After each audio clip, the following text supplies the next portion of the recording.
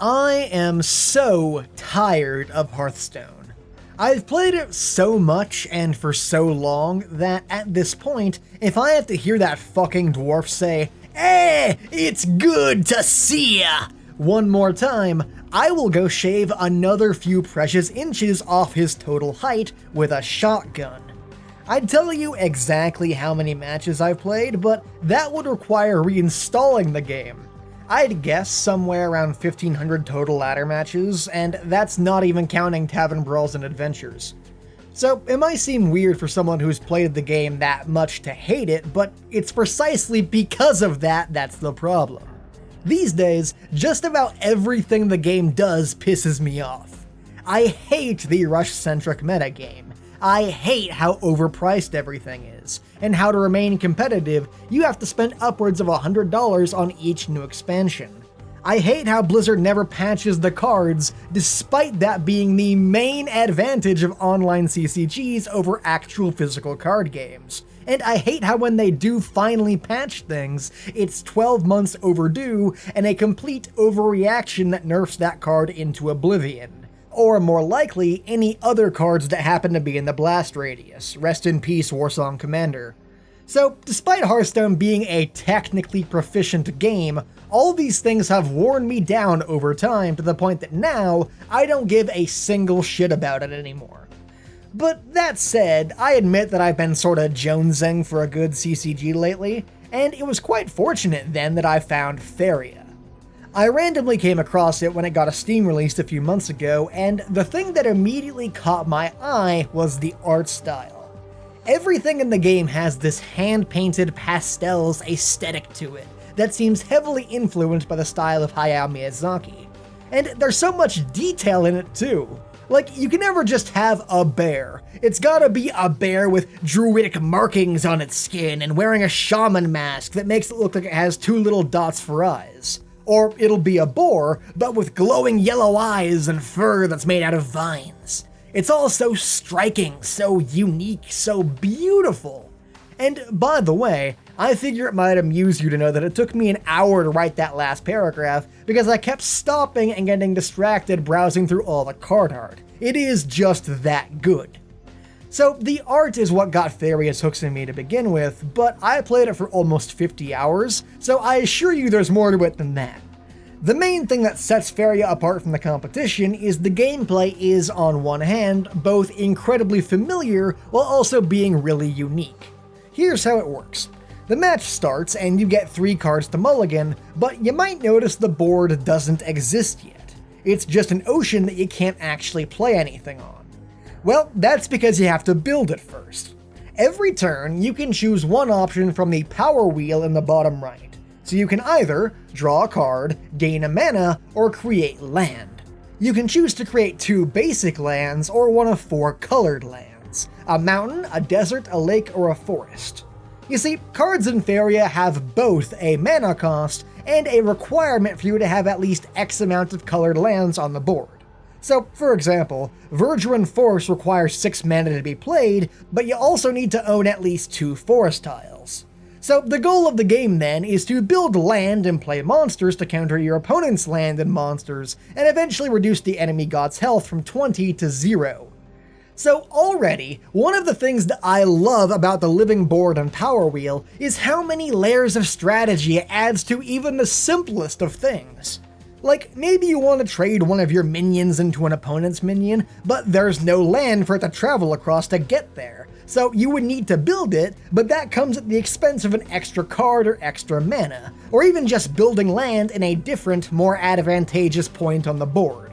So every time you want to do anything, you have to stack it up against all the other things you could potentially be doing instead, and decide what the best course of action is. And the fact that the power wheel allows you all these options means that even when you end up passing a turn, you never feel like that time was wasted. I mean, how many times while playing Hearthstone have you been in a situation where you said, "Damn, if I just had 1 more mana, I'd be able to turn this whole match around"?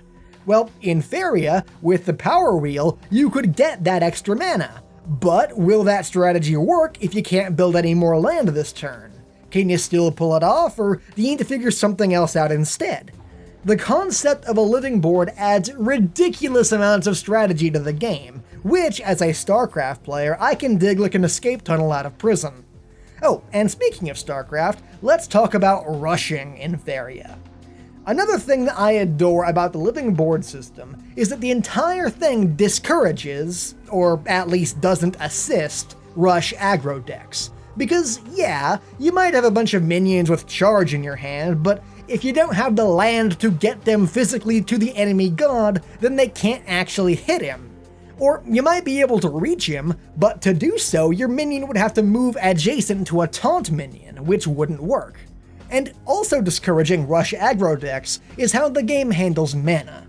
You see, instead of giving you 1 mana per turn and growing to a max cap of 10 as the game progresses, Faeria will always give you 3 mana, or Faeria in this case, at the start of every turn. But if you have a creature adjacent to a Faeria well, then they'll gather it, giving you +1 for each well.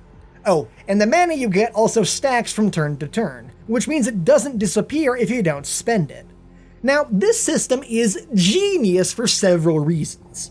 Like I was saying earlier, it makes rush aggro decks way more difficult to pull off, because while you may have an early game advantage, every passing turn that your opponent is gathering extra Faeria while you aren't makes them stronger and you weaker. But that can also be overcome by clever positioning and not allowing them to take that advantage in the first place. So even rush aggro face decks can't just blindly throw shit at you most of the time. Even they have strategy to consider. And secondly, the conventional wisdom of pro Hearthstone players is to always play on curve. Because mana doesn't stack from turn to turn in Hearthstone, and mana not being used is mana being wasted, 90% of the time, if you're able to play a 1 mana minion on turn 1, a 2 mana minion on turn 2, etc., all the way up till turn 10, you'll just kinda win. Doesn't even matter what those cards were that you played, so much as it matters that you were spending your allotment of mana as efficiently as possible every turn. This means that games are often decided before they've even begun just by who got the luckier draw. Faeria, meanwhile, by stacking mana, incentivizes biding your time and not necessarily throwing down everything you've got at the earliest opportunity. So, as someone who despises rush aggro decks, while Faeria doesn't outright condemn you for playing them, it doesn't afford them any advantages either, and that makes playing against them feel way less Sisyphean. In my 50 hours with the game, I played against maybe 20 or so rush aggro decks on ladder, and only one specific match really made me think, oh come on, that was such bullshit, whereas in Hearthstone where that happens every other match. And speaking of bullshit, there's also significantly less RNG in Faeria. Granted, there are still a few cards in that vein here and there, but their swing potential is much less significant than something like Piloted Shredder in Hearthstone. Now, on one hand, that's pretty fitting, considering that everything about Faeria's mechanics is designed to support a more thoughtful, strategic approach to things, but on the other hand, I know for a fact that Hearthstone's craziness is the source of a lot of fun and memorable moments for some people. But on the other hand, people who have been burnt by RNG bullshit one too many times might appreciate the near absence of those mechanics here. So, bottom line, Faeria has a lot less RNG than Hearthstone. You can decide if that's good or bad. Now, another thing that I vastly prefer about Faeria is its business model. Like Hearthstone, Faeria is free to play, but unlike Hearthstone, it isn't trying to nickel and dime you until you're living under a bridge. Faeria practically rains free chests and gold down onto you.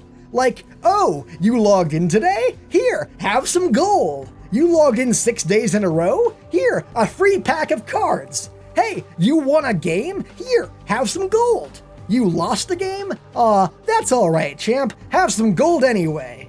Oh, and also don't forget that you completed this daily quest over here, so here's some more gold on top of that gold. And don't forget that you can also play single-player adventures and earn even more gold from doing that. Gold practically rains down from the sky in Faeria, like there was an explosion in Scrooge McDuck's money bin. Also, and this blew my fucking mind when it first happened, Whenever you open a pack of cards, you can re-roll the highest value card for a different one of the same value. For example, let's say you get a legendary, but fuck, it's a duplicate. Well, don't worry, because the game will let you re-roll that legendary for a different legendary. Now, you can only do it once per card, but it's still incredibly generous when you consider that Blizzard would have just laughed in your face while not so subtly telling you to spend more money and to try again. And that's sort of the problem, I think. It might just be me, but these days I feel an incredibly cynical air wafting through all of Blizzard's games. Like, every change they ever make has to be proven with graphs and charts to be good for their bottom line first, before they worry if it'll actually be good for the game or not. All of Blizzard's shit these days just feels like slot machines to me. Something cynically designed to make you fork over as much money as possible. And any enjoyment you might gain from playing the game itself is a nice bonus, yeah, but only necessary insofar as it keeps you playing and keeps you paying. But I don't get that vibe from Faeria. Faeria is a fantastically designed game, with a level of strategic depth only ventured into by deep-sea anglerfish and James Cameron. That's a ton of fun to play, has art worthy of being framed and put up on display, and devs that actually give a shit if you had fun playing or not. And therefore, Faeria is provably better than Hearthstone in just about every possible conceivable way. Hey everyone, thank you so much for watching. I want to give a special thanks to some of my Patreon patrons, including Isaiah Christo, Sawsbucky, Forgotten Paladin, Ludwig, Mageline, Mythnut, and an account that I made to donate to myself to pretend I have more fans, for all their support. Thank you all for watching, and I'll see you guys next time. Later.